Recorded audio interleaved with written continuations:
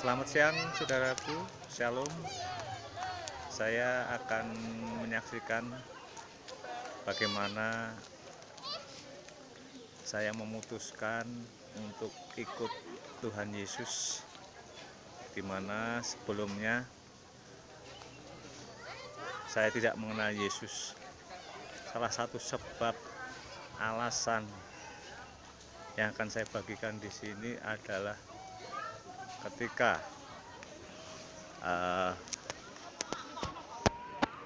pertama kali saya masuk penjara, ketika saya masuk ke dalam lapas, saya sudah disambut oleh sekitar 20 orang yang akan mengeroyok, memukuli, di mana tradisi sebuah lapas, setiap orang baru, penghuni baru, mereka akan dipukuli, dianiaya, dan saya bertiga dengan 2 orang sopir travel dan sopir truk yang menjalani sebuah kasus tabrakan, kecelakaan yang bisa mengakibatkan beberapa jiwa melayang. Dan ketika kami bertiga masuk blok, 2 sopir itu sudah dibawa masuk ke kamar, sudah dipukuli dengan suara yang cukup keras, dan itu saya dengar ketika saya ada di pendopo. Mereka seperti biasanya digulung, dikeroyok, dipukulin, dan saya masih sendirian, saudaraku, ketika bahwa giliran saya. Mereka semuanya sudah membawa beberapa pedang, beberapa pisau, yang saya tahu mereka memang menunggu saya karena mereka melihat saya sebagai sosok pribadi, orang yang mereka benci. Namun saya teringat bahwa saya tidak perlu takut, meskipun saya sudah siap-siap untuk melawan dengan bela diri yang saya miliki, yang pernah saya pelajari, yang pernah saya dapatkan. Sehingga ketika mereka berkumpul, namun juga kecil hati karena melihat pedang, melihat pisau yang mereka bawa, diselipkan di lengan tangannya, yang memakai baju lengan panjang, pakai jaket yang saya tahu mereka bawa semuanya, saudaraku. Dan saya teringat ketika saya harus takut, saya merasakan kekhawatiran. Saya teringat bahwa istri saya seorang Kristen, pengikut Yesus, yang pernah saya dengar dia selalu berdoa untuk selalu di akhir doanya dia selalu menutup dengan atas nama Tuhan Yesus. Dan itu coba saya lakukan, saya praktekkan apa yang pernah saya lihat, saya dengar yang dilakukan oleh istri saya, di mana saya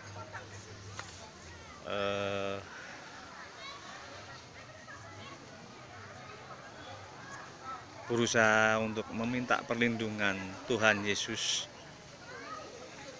supaya saya bisa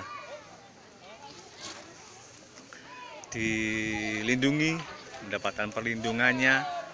Saya berdoa seperti ini pertama kali, bahwa ketika menghadapi mereka semuanya, saya berdoa, Tuhan Yesus, saya mohon perlindungan-Mu, saya serahkan hidupku ke dalam tangan-Mu, dan saya tutup seperti yang pernah saya dengar, di dalam nama Tuhan Yesus.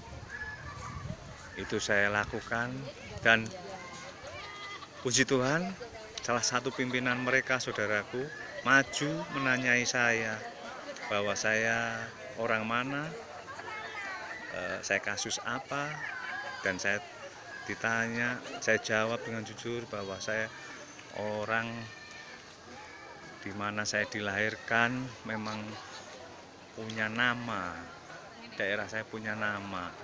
Namun tokoh-tokoh yang ada di daerah saya justru sembunyi, dan saya ditanya apakah saya mengenal seseorang yang ada di sini. Saya katakan saya mengenal 2 orang dedengkot, tokoh preman yang saya tahu ada di lapas juga bersama saya, namun mereka sembunyi, tidak berusaha membantu saya. Dan saya katakan bahwa saya mengenal 2 nama tersebut, ciri-ciri mereka semuanya. Dan mereka sebelumnya tidak percaya, namun setelah saya mengatakan sesuatu yang membuat mereka percaya kuat, sehingga mereka mengakui bahwa saya adalah termasuk kelompok dalam mereka, sehingga saya tidak jadi dianiaya, dikeroyok, dan mereka justru merangkul saya, mengajak untuk bergabung. Dan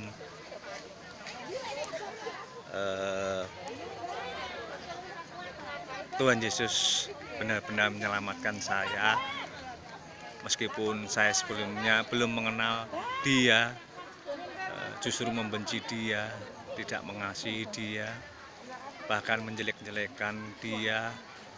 Namun saya sadar bahwa saya belum mengenal Yesus.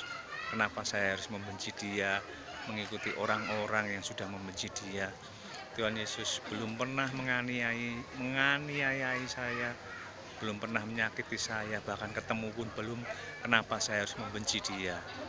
Dan itulah yang membuat saya sadar bahwa saya sudah diselamatkan oleh Dia. Dan sejak itulah saya berusaha untuk mengikutinya dan memilih untuk mengenal lebih siapa Dia, kehidupan Dia. Dan sampai sekarang saya tetap mengikuti Dia. Itulah yang membuat saya, kenapa saya harus hijrah, kenapa saya harus pindah yang namanya agama. Tapi saya tahu di dalam Kristus, sebagai orang Kristen, itu bukan sebuah agama tetapi gaya hidup. Apa yang sudah Yesus lakukan harus saya ikuti, apa yang saya lihat harus saya lakukan juga, sebagaimana yang sudah dilakukan oleh Tuhan Yesus. Itu saja, saudaraku, tetap di dalam Yesus, karena Yesus adalah Allah yang hidup, dan itu sudah saya buktikan sampai sekarang. Dia sudah jawab segala doa, bahkan tanpa saya minta pun dalam beberapa hal Tuhan sudah berbicara. Bahkan Dia menampakkan diri kepada saya 4 kali. Itu karena kemurahannya, kasih karunia-Nya yang besar. Dan tetap cintai, tetap kasih Yesus, karena Dia benar-benar Allah yang hidup. Tidak seperti Allah yang sebelum saya mengenal Yesus, di mana saya tetap beribadah, namun saya tidak mendapatkan apa-apa kecuali hanya sebuah rutinitas yang harus saya lakukan, yang harus saya kerjakan. Tapi saya tidak merasakan, tidak pernah mendengar suara Tuhan. Tapi justru dengan Tuhan Yesus saya bisa mendengar suaranya. Bahkan Dia memberitahukan sebagaimana Dia janjikan, bahwa Dia akan memberitahukan segala sesuatu yang pernah Dia ajarkan, yang pernah saya dengar, yang pernah saya lihat, bahkan yang belum pernah saya ketahui, bahkan hal-hal yang belum terjadi, Tuhan Yesus sudah singkapkan kepada saya Dan itu membuktikan bahwa Tuhan Yesus Allah yang hidup, Allah yang nyata, Allah yang sepatutnya dahulu sampai sekarang patut disembah, patut dipuji, patut diikuti. Untuk itu jangan pernah ragukan, tetap bersama Yesus, karena saya sudah membuktikan sendiri. Dan bagi kalian yang sudah dan mendengar, menyaksikan video ini, segeralah ikut Yesus, karena engkau sendiri juga akan membuktikan bahwa Yesus benar-benar Allah yang hidup, bukan Allah yang mati, bukan Allah yang bisu, bukan Allah yang tuli. Ketika engkau mengenal Yesus dan berbicara, berkata-kata dengan Dia, berkomunikasi dengan Dia, Dia bisa menjawab, Dia selalu memberikan jawabannya, Dia selalu mewujudkan apa yang kita minta. Tidak ada Allah lain selain Yesus yang sanggup melakukan seperti ini. Dulu ketika Yesus hidup sampai sekarang, Dia tetap Allah yang hidup, dan itu saya sudah membuktikannya. Semangat, salam tangguh. Anda bisa membagikan video ini untuk menguatkan saudara-saudara yang lain di gereja-gereja atau di komsel-komsel atau di komunitas yang lain. Terima kasih, shalom, selamat siang.